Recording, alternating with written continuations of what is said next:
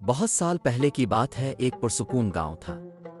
وہاں اذان کی آواز گلیوں میں گونجتی تھی اور ہوا درختوں سے باتیں کرتی تھی۔ اسی گاؤں میں ایک غریب بچہ رہتا تھا جس کا نام یوسف تھا۔ یوسف کے پاس نہ کتابیں تھیں، نہ کاپی، نہ پین۔ اس کے کپڑے پرانے تھے اور جوتے رسی کے بنے ہوئے تھے، لیکن یوسف کے دل میں اللہ کے کلام سے بہت محبت تھی۔ ہر صبح فجر کی نماز کے بعد یوسف مسجد کے صحن میں بیٹھ جاتا۔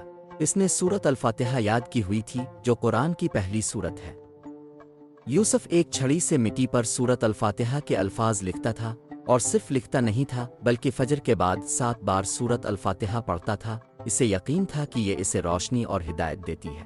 اس کی دادی کہتی تھی، اگر کامیاب ہونا ہے تو دن کا آغاز اللہ کے کلام سے کرو۔ ایک دن ایک نیک بزرگ وہاں سے گزرے۔ انہوں نے یوسف کو مٹی میں جھکا ہوا دیکھا جو آہستہ آہستہ پڑھ رہا تھا۔ وہ چپ چاپ کھڑے ہو گئے اور سننے لگے۔ جب یوسف نے پڑھنا ختم کیا تو وہ بزرگ آگے بڑھے، اس کے سر پر ہاتھ رکھا اور بولے، بیٹا، تیرے کپڑے چاہے پرانے ہوں مگر تیرا دل اللہ کے نور سے بھرا ہے۔ دنیا تجھے نہ پہچانے، لیکن اللہ نے تجھے علم والوں میں لکھ دیا ہے۔ تیرا مستقبل روشن ہو۔ سال گزرتے گئے، یوسف بڑا ہوتا گیا، اس کا ایمان اور علم بڑھتا گیا۔ وہ روز فجر کے بعد 7 بار سورت الفاتحہ پڑھتا رہا اور اللہ سے دعا کرتا رہا، اے اللہ، ہمیں سیدھے راستے پر چلا۔ اللہ نے اس کی دعا سن لی۔ اللہ نے اسے مٹی سے عزت تک پہنچایا۔ جب یوسف 20 سال کا ہوا تو وہ گاؤں کا مشہور استاد بن گیا۔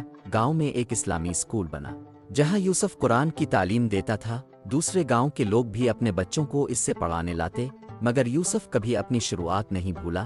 وہ اپنے شاگردوں سے کہتا، اپنی شروعات سے شرمندہ مت ہونا۔ میں نے قرآن مٹی میں لکھا تھا، میرے پاس کچھ نہیں تھا، صرف ایک چھڑی اور خلوص تھا، اور اللہ نے مجھے سب کچھ دیا۔